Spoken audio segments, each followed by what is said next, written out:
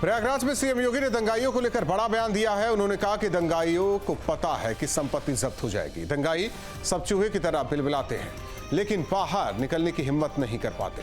उन्होंने कहा कि दंगाई को दंगा करने का परिणाम पता है। दंगाई की बाप दादा की कमाई जब्त हो जाएगी, इसलिए दंगाई बाहर निकलने की दुस्साहस नहीं करते हैं। वहीं वक्फ बोर्ड को लेकर सीएम योगी ने कहा कि प्रयागराज महाकुंभ जब हो रहा था तो ये वक्फ बोर्ड वाले उसको भी अपनी जमीन बता रहे थे। तब हमने कहा कि ये बोर्ड क्या भूमाफिया बोर्ड हो गया है। भूमाफिया प्रदेश में नहीं चल सकते। माफिया को तो हम प्रदेश से पहले ही विदा करा चुके हैं। अब उत्तर प्रदेश में माफियागिरी नहीं चलेगी। सवाल है कि क्या योगी की सख्ती से यूपी में माफिया दंगाई की विदाई हो गई है? दो टूक में करेंगे चर्चा, पहले सुनते हैं बयान। ये सब चूहे की तरह बिलबिलाते हैं, लेकिन बाहर निकलने का दुस्साहस नहीं कर पाते हैं। उन्हें मालूम है दंगा करेंगे तो दुष्परिणाम क्या होगा। बाप दादों ने जो कमाई की होगी वह भी एक झटके में सरकार जब्त करके गरीबों में बंटवाने का काम कर देगी। और इसीलिए आज मैं आपके पास आया हूं आपसे कहने के लिए। देखा ना वक्फ बोर्ड ने कैसा मनमानापन उस समय बयान दे रहे थे। जब हम कुंभ का आयोजन करने जा रहे थे उस समय वो बयान दे रहे थे कि प्रयागराज में कुंभ की भूमि भी वक्फ की भूमि है। अबे हमने कहा ये बोर्ड क्या भूमाफिया बोर्ड हो गया क्या? भूमाफिया प्रदेश में नहीं चल सकते। माफियाओं को तो हम पहले ही विदा करा चुके हैं प्रदेश से। अब उत्तर प्रदेश में माफियागिरी नहीं चलेगी। महाकुंभ भव्य और दिव्य होगा। और बहनों और भाइयों, और भव्य और दिव्य कुंभ वहां है। योगी जी, अगर आप वक्फ बोर्ड को माफियाओं का बोर्ड कह रहे हैं तो ये पिछले 8 साल से सरकार आपकी, और आप तो कह रहे थे सारे माफिया खत्म हो गए। तो जफर फारूकी तो पिछले 24 साल से एक जगह पर टिका हुआ है। आप कहते हैं कि यहां से दंगाई चले गए, माफिया चले गए, अपराधी चले गए, लेकिन संभल जैसी घटनाएं हो रही हैं। भारतीय जनता पार्टी की सरकार शुद्ध रूप से कानून के राज पर नहीं, भाजपा के कहे हुए राज पर चल रही है, जो संविधान के विरुद्ध है। पुलिस मार खा रही है, माफिया मस्त है। उत्तर प्रदेश में तो जंगल राज्य दिखाई दे रहा है। 2017 से विधानसभा चुनाव से पहले उत्तर प्रदेश में हर जिले में जब माफियाओं का पैरेलल साम्राज्य चला करता था, कोई जिला ऐसा नहीं था जहां पर दंगे की स्थिति न बनती हो, कर्फ्यू ना लगाना पड़ता हो। लेकिन योगी आदित्यनाथ सरकार बनने के बाद से हमने आज उत्तर प्रदेश को दंगा मुक्त करने का काम किया है, माफिया मुक्त करने का काम किया है। और इसी वजह से आज दंगा करने से पहले दंगाई 100 बार सोचते हैं कि कहीं बुलडोजर की कार्रवाई न हो जाए, कहीं उनकी संपत्तियां कुर्क न हो जाए। इसलिए आज उत्तर प्रदेश पूरी तरह से दंगा मुक्त है। पर लगाम तुष्टिकरण वालों का फेल हुआ प्लान। महाकुंभ की जमीन पर फैलाया भ्रम, कब्जे वाली दादागिरी होगी खत्म। दंगाइयों पर कार्रवाई होगी सख्त, बाप दादा की कमाई होगी जब्त। यूपी में नहीं है माफिया दंगाई, 2017 के बाद हुई विदाई। और चर्चा के लिए हमारे साथ मेहमान जुड़े हैं आनंद दुबे, प्रवक्ता बीजेपी, धर्मेंद्र सिंह जी, प्रवक्ता समाजवादी पार्टी, सुधांशु वाजपेयी जी, प्रवक्ता कांग्रेस। सुधांशु वाजपेयी जी, देखिए जिस तरीके से बिल भी लाया गया उस पर चर्चा भी हो रही है, बहुत सारी चीज है। यही बताया गया कि ये सब किया धारा कांग्रेस का ही है। और जहां से ये बातें सीएम ने कही, अगर हम बात करें श्रृंगेरपुर, वहां भी ये मुद्दा गरमाया हुआ, क्योंकि वहां भी लोग कह रहे हैं कि उनकी जमीन को धीरे धीरे कब्जा कर लिया गया। तो ये वक्फ बोर्ड नहीं, भूमाफिया बोर्ड। देखिए, बात यह है कि इस दौर में, इस देश में जनता की नहीं, कारपोरेट की चाकर सरकार है। तो कारपोरेट की दलाली के लिए ना पूरे देश को ही कुर्बान कर देने को तैयार है। और तुम जानता है कि अंबानी, अडानी, मोदी जी ने क्या क्या जतन नहीं, इतना प्रेमिका अपने प्रेमी के लिए नहीं करती जितना मोदी जी, अडानी और अंबानी करती। तो वक्फ बोर्ड भी, ये जो बिल आया है ये उसी की एक कड़ी है। याद करिए, कश्मीर में बताइए कितने भाजपा के लोगों ने प्लाट दे दिए। बोल तो रहे थे 370 हट जाएगा। भाजपा के प्रवक्ता से पूछता हूँ कितने प्लाट हैं, इनकी पार्टी के कितने कार्यकर्ताओं के प्लाट हो गए कश्मीर में। लेकिन मैं बताता हूँ, अंबानी की एंट्री हो चुकी है कश्मीर में। ये सारे जतन अब वक्फ बोर्ड, दुनिया जानती है इंडिया किस पे बना, वक्फ बोर्ड की जमीन पे बना है। अंबानी जी का एंटीलिया बचाने के लिए बिल लाया जा सकता, तो सिर्फ एंटीलिया ही नहीं, पूरे देश में वक्फ बोर्ड के पास बहुत सारी जमीनें हैं जो शहर के बीचों बीच में बहुत कीमती हैं। तो सरकार की नजर बेसिकली कारपोरेट की नजर है, और सरकार उस कारपोरेट की फैसिलिटेटर है, सुविधा देने का काम कर रही है, और उसके लिए किसी भी हद तक जा रही है। तो ये बेसिक मामला बस यही है कि, और ये शुरुआत हो चुकी है, धार्मिक संपत्तियों को कारपोरेट पे सौंपने का काम ये वक्त बिल से शुरू हो रहा है, ये यही नहीं रुकने वाला है। अभी मंदिरों की ट्रस्ट की भी जमीनें जाएंगी, मोदी जी ये पूरा देश दे देंगे, कहेंगे नहीं, अंबानी अडानी को ये पूरा देश जब तक गिफ्ट नहीं कर देंगे ना, तब तक उनको सुकून कहाँ मिलेगा। आखिर वफादारी तो पूरी निभाएंगे। नहीं, मैंने चर्चा की शुरुआत भी की थी, श्रृंगेरपुर की भी बात की थी मैंने, तो वहां तो नहीं आएंगे ना उद्योगपति कुछ करने, या आएंगे? कहाँ? श्रृंगेरपुर की बात कर रहे हैं, वहां भी बड़े पैमाने पर हुआ है। निषाद पार्टी ने कई बार ये मुद्दा भी उठाया था कि वहां तो भाई बेवजह चीजें कब्जा की जा रही है, मस्जिद निर्माण हो गया है, किले के अंदर तक लोग पहुंच गए हैं। देखिए, ये अगर ऐसा है तो सरकार का, लेकिन सही बात, सरकार को सब देखना चाहिए। लेकिन बेसिक मामला जो वक्फ बोर्ड का है, पूरा मामला ये है कि धार्मिक संपत्तियों को कैसे कारपोरेट को दे दिया जाए। ठीक है, मैं समझ गया आपकी बातों को, समझ गया मैं आपकी बातों को समझ गया। धर्मेंद्र सिंह जी, देखिए जो बात करे आ रहे हैं आनंद, जो बातें कह रहे हैं सरकार को देखना चाहिए। सरकार जब देखने गई तो पता चला कि हम कहीं अपील ही नहीं कर सकते, हम ट्रिब्यूनल में ही जा सकते हैं, हम आगे बढ़ नहीं सकते। हाँ, एक याचिका दायर कर सकते हैं, सूट फाइल नहीं कर सकते। तो क्यों ना, जिस तरीके से लगातार कानून में बदलाव होता रहा, चाहे 60 का दशक हो, 70 का हो, 80 का, हमेशा इसमें बदलाव होता रहा। जब बदलाव होता रहा, बदलाव पर इतनी चर्चा हो रही है, बदलाव पर इतनी बहसबाजी हो रही है, बदलाव पर यह कहा जा रहा है कि सरकार की नजर जमीन पर है। मैं जवाब दूं या किसको देना है? नहीं, धर्मेंद्र सिंह जी। अच्छा,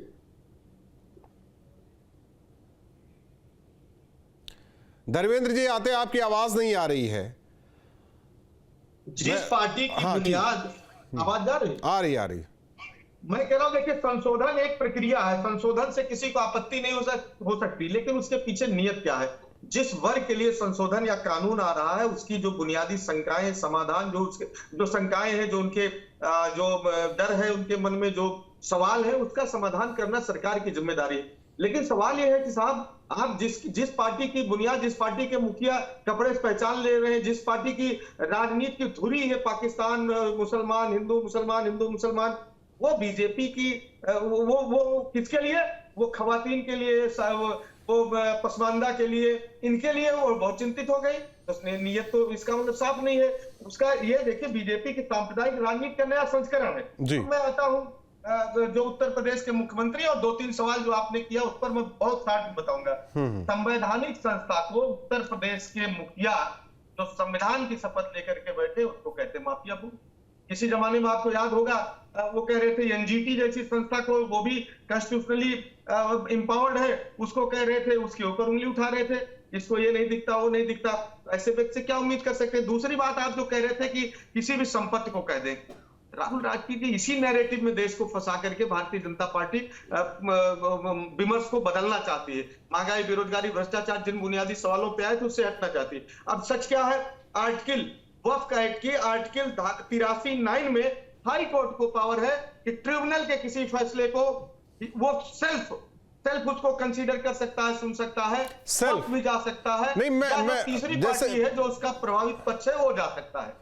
नहीं, जैसे मैं डायरेक्ट जा सकता हूं, ट्रिब्यूनल के फैसले को चैलेंज कर सकता हूं मैं।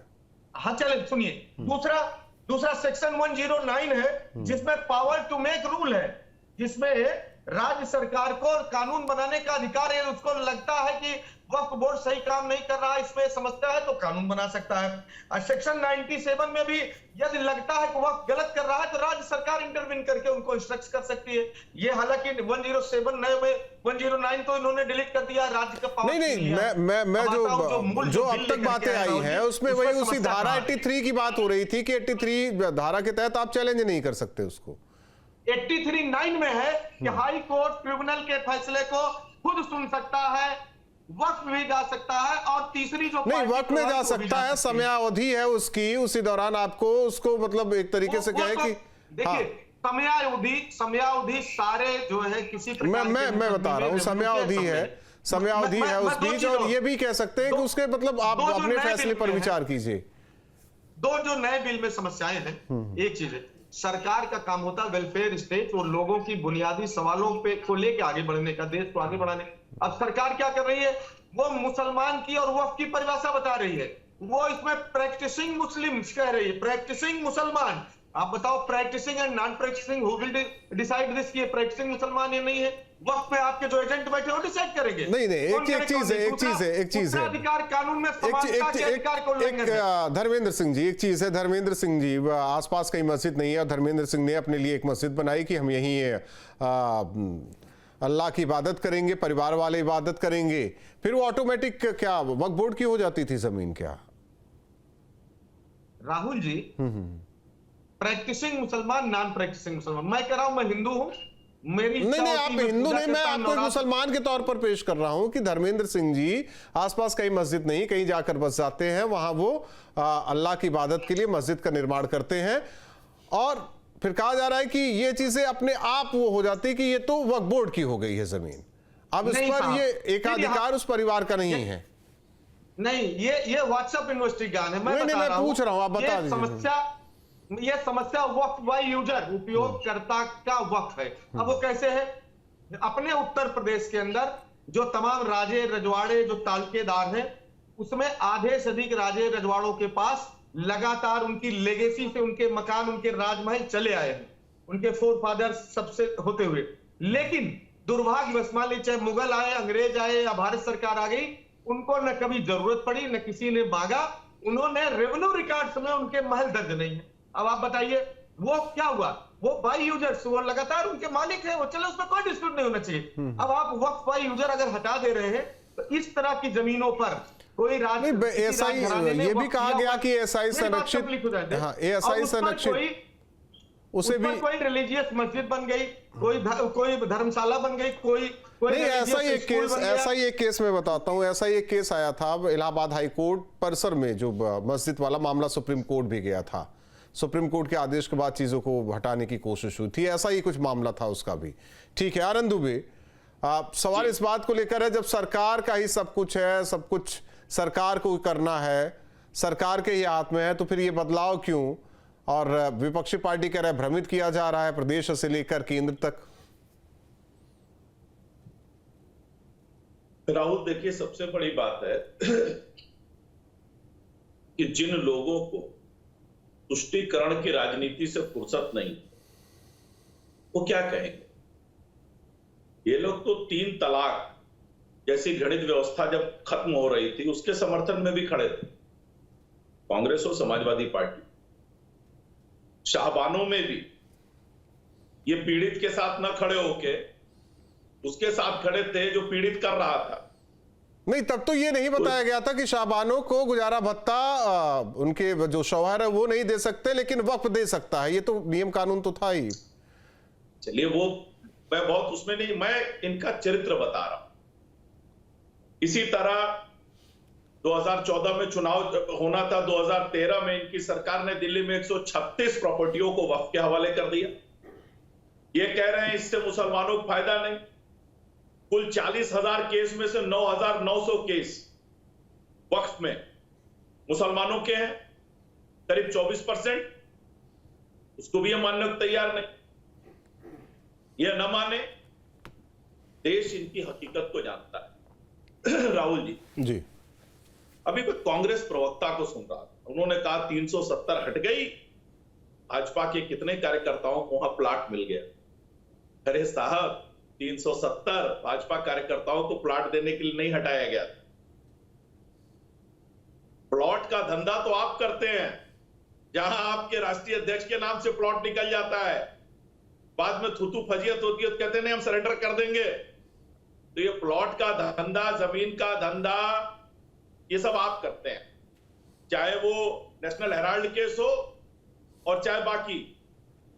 अब मैं आता हूं, इन्होंने अडानी अंबानी की बड़ी जिक्र किया। राहुल मुझे बस 2 मिनट दे दीजिए। अडानी इस समय देश के मौजूदा 22 राज्यों में काम कर रहे हैं, उनमें कई राज्यों में कांग्रेस की भी सरकार। 1985 में राजीव गांधी ने एक्सिम बैंक पॉलिसी बनाई, उसका सबसे ज्यादा फायदा अडानी एंटरप्राइजेस को हुआ। कई मामलों में कांग्रेस की गवर्नमेंट ने उनका समर्थन किया। 1993 में केंद्र में गुजरात की सरकार, राज्य में गुजरात की सरकार, चिमन भाई पटेल मुख्यमंत्री, अडानी को जमीन दी गई। करीब 80% जमीन उस समय मुद्रा पोर्ट के लिए 10 पैसे प्रति वर्ग मीटर के रेट से, और हमने दिया 15 रुपए वर्ग मीटर। और आइए, केरल में 15 में कांग्रेस की सरकार, गठबंधन की। मैं समझ रहा हूं, लेकिन ये अब सुन लीजिए, नहीं, उनका आरोप लगाना, आपका जवाब देना। नहीं, अडानी अंबानी को सबसे ज्यादा फायदा अगर किसी ने पहुंचाया तो कांग्रेस पार्टी ने पहुंचाया। ठीक है, देखिए ये अलग अलग अलग अलग चीज है। 2014 से पहले इनसे पूछिए 4G स्पेक्ट्रम का लाइसेंस किसने दिया अंबानी को? कहा, अब देखिए डिबेट दूसरी तरफ, ये बहस अब दूसरी तरफ जा रही है, दलाली करते थे भाई, बहस दूसरी तरफ जा रही है। अडानी अंबानी परिवार की दलाली करने वाले लोग, सुधांशु वाजपेयी जी, सुधांशु वाजपेयी जी, आप बच्चे से भी पूछ लो ना कि अडानी का सबसे तगड़ा यार कौन है। अरे बता तो दो। नहीं तो देखिए, सुधांशु वाजपेयी जी, सुधांशु वाजपेयी जी, वो भी तो बता दो। सुधांशु वाजपेयी जी, सुधांशु वाजपेयी जी, बच्चा जानता है वो नरेंद्र मोदी। सुधांशु वाजपेयी जी, बच्चा जानता है। आवाज दोनों लोगों के आवाज को डाउन किया जाए। लेकिन धर्मेंद्र सिंह जी, यही बताया जा रहा है अब तो न दंगाई न सारी चीजें, पहले ये चीजें होती थी, अगर नहीं मन मुताबिक है चीजें तो लोग सड़क पर निकल जाते थे, दंगा फसाद भी करते थे। अब ऐसी स्थिति नहीं है उत्तर प्रदेश में, और आप लोगों के टाइम में 1 डिस्ट्रिक्ट 1 माफिया वाली कहानी थी, धीरे धीरे खत्म हो गई। देखिए राहुल जी, ये नैरेटिव से बाहर आइए। मैं क्या रहा हूं, उत्तर प्रदेश के मुख्यमंत्री जी संविधान को मानते नहीं, उनके इसका क्या जवाब देना।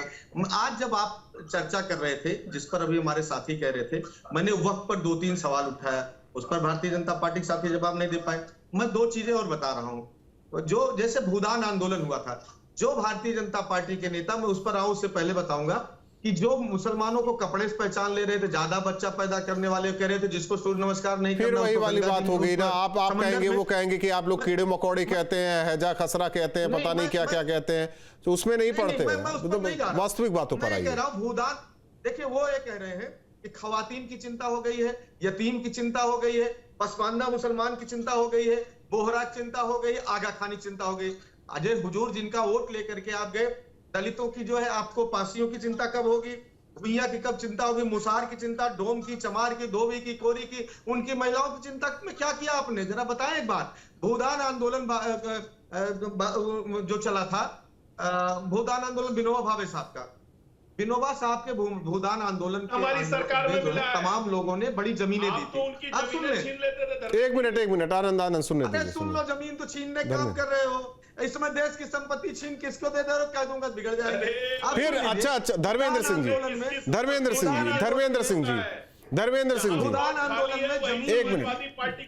एक मिनट आनंद, एक मिनट। धर्मेंद्र सिंह जी, आप जब कोई बात होती तो आप कहते हैं कि धर्मेंद्र जी गरीबों के लिए, धर्मेंद्र जी का क्या हुआ उसका डाटा। धर्मेंद्र जी, एक केस से समझ में आता है कि कौन तुष्टीकरण की राजनीति कर रहा है, कौन नहीं कर रहा है। आज तक देश में उसकी बात होती है, चाहे शाबानो का केस हो। अगर उसी टाइम कांग्रेस कुछ कर देती तो ये होता कि नहीं, वो महिलाओं के लिए कुछ सोचती है, नहीं हुआ, और वही पीछा आज तक कांग्रेस का कर रही है। लेकिन अब ना मानिए तो अलग है। और आप, जब आपके बारे में बात होती तो आप कहते हैं नैरेटिव सेट हो रहा है, उनकी बात हो रही तो कह रहे नहीं, ये तो पुख्ता बात है, कोई नैरेटिव सेट नहीं हो रहा है। सवाल ये है कि कठुआ में बच्ची के रेपिस्टों को माला पहनाने वाले, गुजरात कांड में जेल से छुड़वा करके उसका इस्तेमाल, उसका महिमा मर्दन, मान सम्मान बढ़ाने वाले, ये लोग जो दूसरे के देखते हैं अपना आचरण नहीं देखते। देखिए अखिलेश यादव ने दंगाई को सुन लो क्या कर रहे हो, सब देख रहा है। गुलशन यादव जो जियाउल हक का हत्यारा है, उसको टिकट आप ऐसा है ना, नहीं, जियाउल हक का हत्यारा कौन है? वो आपके साथ है, उसको आप जानिए, अरे उसका भैया, मुंह खुलवाइए। यादव को टिकट आप किसने आपको दिया? मैं बता रहा हूँ, ये सुनिए। गुलशन यादव नामधन अपराधी को टिकट किसने दिया? वहीं पे आ जाऊंगा जो मथुरा 50,000 कांड क्या था? कंपनी 80 करोड़ सुधांशु वाजपेयी जी, सुधांशु वाजपेयी जी, मैं एक मिनट रुक जाइए दोनों। सुधांशु वाजपेयी जी, हमेशा से आपकी पार्टी पर यह आरोप, तुष्टीकरण को लेकर आरोप और लगातार अमेंडमेंट वक्फ बिल को लेकर किया जाता रहा, उसे मजबूत बनाया जाता रहा और यही कि मुसलमानों को खुश करो, वोट लेते रहो, सत्ता में बने रहो। देखिए, भाजपा के पास नहीं, मैं भाजपा की बात नहीं कर रहा हूं, वोटर्स की बात भी कर रहा हूं। आप वोटर्स की बात कीजिए। कोई वोटर्स का ये नैरेटिव नहीं, कोई ये आरोप नहीं, ये केवल और केवल भाजपा का प्रोपेगेंडा है जो टीवी के द्वारा गढ़ा गया। कोई जनता नहीं, अगर जनता मानती तो इंडिया गठबंधन को इस बार 99 सीटें नहीं, सरकार भी बना सकती है आपकी गठबंधन को, जनता तो सरकार बना देती, लेकिन नहीं मानी ना। आरोप निराधार है, पहली बात। दूसरी बात ये है, जो काम जिन्ना नहीं कर पाए वो नरेंद्र मोदी करने जाए। नहीं तो ये बता, मैं उस पर नहीं जा रहा हूं, जिन्ना और नरेंद्र मोदी की बात नहीं। आप कह रहे हैं कि ये गलत है, ऐसा कुछ नहीं है, तो फिर वही बात होती कि शाबानों में अगर कानून बन जाता तो आज तक ये पीछा ना करता, ये बातें पीछा ना करती। तो ये होता ना कि हाँ, आप लोग कुछ जो अपने धर्म के प्रति बड़े कट्टर हैं उनके लिए झुक गए थे, ये बातें कही जाती है। आपका ये नैरेटिव सेट करिए। 1947 से लेकर आज 2000 अब तक पाकिस्तान और हिंदुस्तान दो मुल्क बने थे। अगर हिंदुस्तान आज ऐसा चल रहा है, अगर हिंदुस्तान में लोकतंत्र है, तो ये देन कांग्रेस की है। कांग्रेस ने ऐसा संविधान बनाया, ऐसा दो मुल्क बने क्यों, ये बता दो आप। एक चाय वाला भी चलो आजादी का क्रेडिट आपका, तो देश बंटवारे का जिम्मेदार ये अंग्रेजों के दलाल।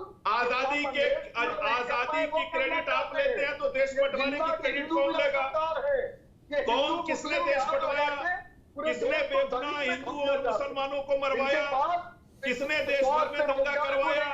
किसने सिख भाइयों को मरवाया? बताइए। देखिए, कुछ लोगों के सवाल है सुधांशु वाजपेयी जी, कुछ लोगों के सवाल है सुधांशु वाजपेयी जी, सुधांशु वाजपेयी जी, सुधांशु वाजपेयी जी, सुधांशु वाजपेयी जी, कुछ लोगों के सवाल है ये देश बटा ही क्यों और देश बटने का आधार क्या था? एक मिनट, आनंद, सुधांशु वाजपेयी जी, सुधांशु वाजपेयी, जरा ये बताइए ये देश बटा क्यों और किस आधार पर बटा?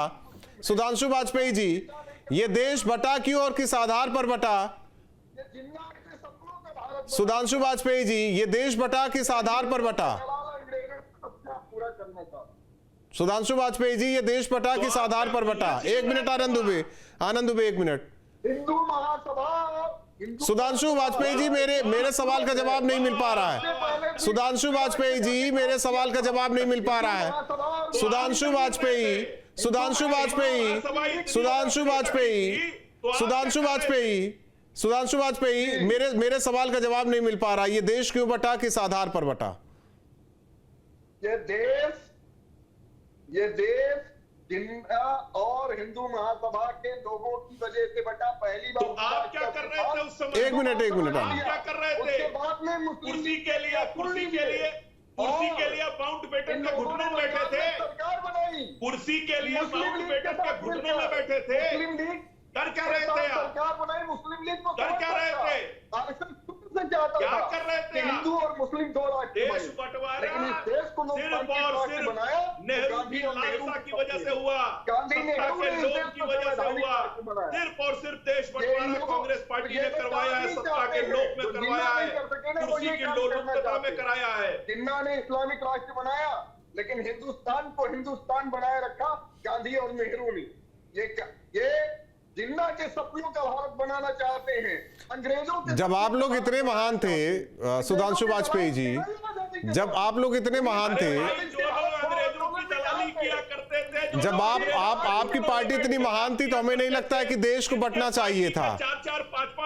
आपकी पार्टी इतना महान थी, इतना सेकुलर सोचती थी, तो हमें नहीं लगता था देश को बंटना चाहिए। चलिए, बहुत बहुत धन्यवाद आप तीनों मेहमानों का हमारे साथ जुड़ने के लिए। जाहिर तौर पर जिस तरीके से प्रयागराज में सीएम योगी, उन्होंने दंगाइयों को लेकर सख्त कहा कि अब तो वो बिल में है और दंगा करने से पहले सोचे कि बाप दादा की संपत्ति का हाल क्या होगा। वहीं दूसरी ओर वक्फ बोर्ड पर भी उन्होंने कहा कि ये वक्फ बोर्ड नहीं, भूमाफिया जिस पर लगाम लगानी जरूरी थी। दो टूक में इतना है।